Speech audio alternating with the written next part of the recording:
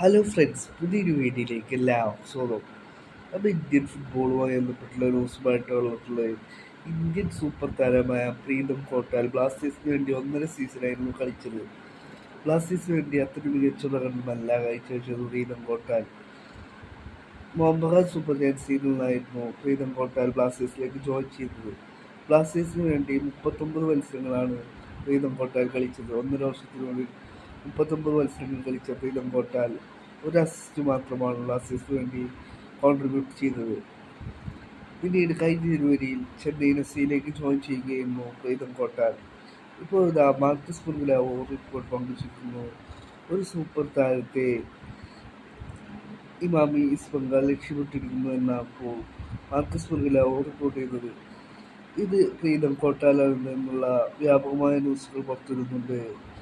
Pritam Kotal Emami east ബംഗാളിലേക്ക് പോകുമോ എന്നുള്ളതിനെ സംബന്ധിച്ച് റിപ്പോർട്ടുകൾ വരുന്നില്ല.